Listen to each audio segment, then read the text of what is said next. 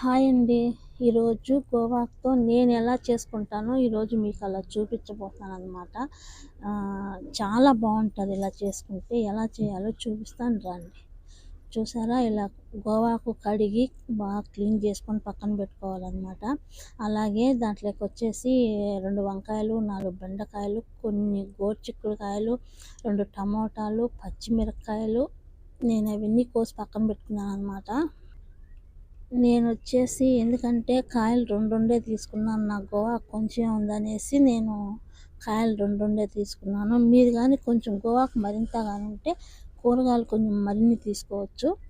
అలాగే ఈ బానట్లు పెట్టాను. దాంట్లో కొంచెం నూనెసాననమాట. నూనెసి పచ్చిమిరపకాయలు, ఎర్రగడ్డలు, కరివేపాకు, ఒట్టిమిరపకాయ అన్నీ వేసాను. అలాగే దీంట్లో శనగబెడలు కూడా కొంచెం మరిన్ని వేయాలన్నమాట. ఆవాలు, జీలకర్ర అన్నీ వేసాననమాట. అన్నీ వేసి బాగా ఏగనివ్వాలి. అలాగే దీంట్లో తెల్లపాయలు కూడా వేసాను. తెల్లపాయలు 5-6 పాయలు వేసాననమాట. ఉచ్చిపచ్చి దంచి తెల్లపాయలు వేస్తే చాలా బాగుంటుంది కూర. చాలా మంచి వాసన చాలా టేస్టీగా ఉంటుంది. అందుకనేసి నేను తెల్లపాయలు కొంచెం ఎగస్ట్రా వేసుకున్నాను అనమాట.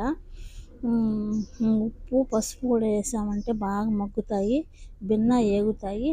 ఇలా బాగా ఫ్రై అయిన తర్వాత మనం ఏమి ఉన్నాయో గోవాకు ఉంది కదా, గోవాకు వేసుకోవచ్చు. లేదంటే కాయలన్నీ ఉన్నాయి కదా, ఆ కాయలు ఇలా అన్నీ వేసేసాను అనమాట. గోరుచిక్కుడుకాయలు,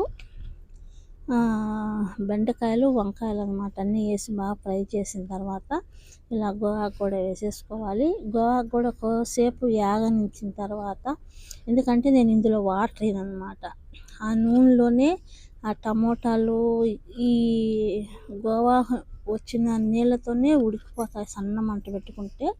ఇలా అంతా బాగా చూసారా, ఒకరోజుసేపు 10 నిమిషాలు ఫ్రై అయిన తర్వాత ఇలా టమోటాలు వేసేసామనుకో. 2 టమోటాలు తీసుకున్నాను నేను. ఆ టమోటాలు కూడా వేసుకొని బాగా కలిపెట్టుకొని కొంచెంసేపు సన్న మంట పెట్టి మూత పెట్టామంటే కొంచెం వాటర్ వస్తుంది. ఆ వాటర్లోనే ఉడికిపోతాయి అన్నమాట. అయితే ఇది వాటర్ కొంతమంది ఏం చేస్తారంటే అన్నీ కోసేసి వాటర్లో వేసి ఉడకబెట్టేసి మళ్ళీ ఎనిపి తిరగబోసుకుంటారు. నేనైతే అలా చేయను అనమాట. ఇలా చేసుకుంటే చాలా బాగుంటుంది. 4-5 రోజులు కూడా నిల్వ ఉంటుంది అనమాట. టేస్ట్ కూడా బాగుంటుంది. వేడి వేడి రైస్లో కానీ సంగట్లో కానీ చాలా బాగుంటుంది అనమాట. ఇలా కొత్తిమీర ఒకరు వేసుకొని అంతే ఒక 10 నిమిషాలు ఉంచుకొని తీసి పక్కన పెట్టుకునేది అంతేను. చూసారా, నాదైతే గోవాకు రెడీ అయిపోయింది. ఇలా వచ్చిందనమాట.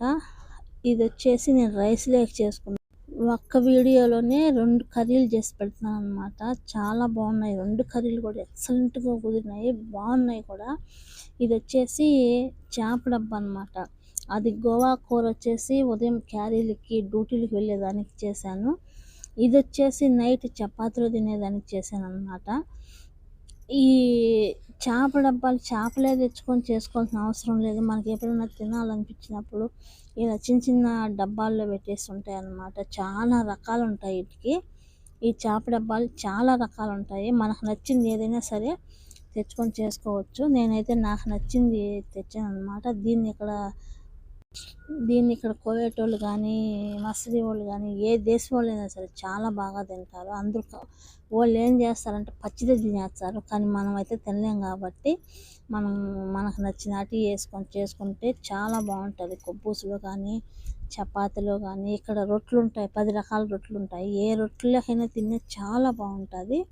ఎలా చేయాలో చూపిస్తాను, చూద్దాం రండి. ఇలా బాణలు పెట్టాను అనమాట. బాణలు పెట్టి కొంచెం ఆయిల్ వేసి దాంట్లో జీలకర్ర, కరివేపాకు, పచ్చిమిరపకాయలు వేసాను. పచ్చిమిరపకాయలు వేసి బాగా ఏగనిచ్చిన తర్వాత టమోటాలు వేసాను అనమాట.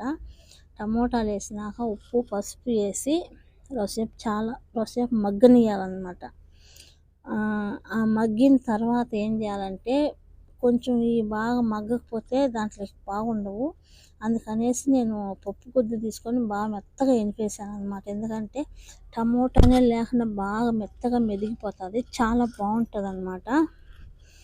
ఇలా బాగా ఎనుపుకొని కొంచెం ధనియాల పొడి, కొంచెం గరం మసాలా, కొంచెం చాట్ మసాలా అన్నీ వేసుకొని బాగా కలిపెట్టుకొని కారం సరిపోకపోతే కొంచెం మిరప్పొడి కూడా వేసుకోవాలి. నేనైతే కొంచెం మిరప్పొడి కూడా వేసాను.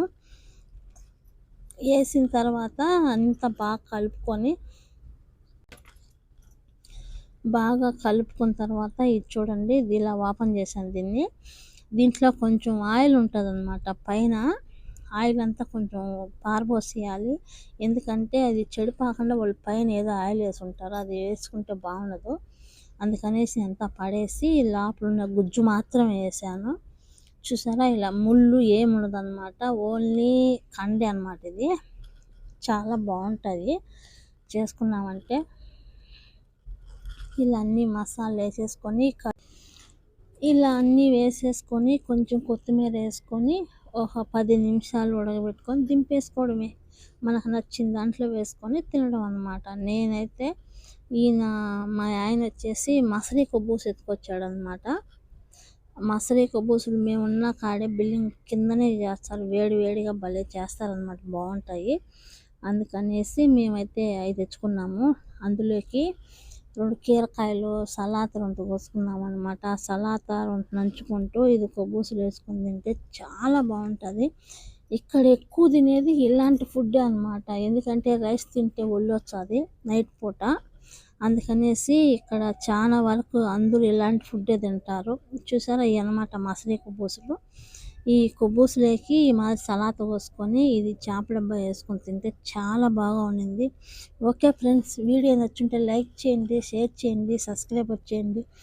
ప్లీజ్ మై ఛానల్ సపోర్ట్ మీ ఫ్రెండ్స్. ఓకే, బాయ్ అండి.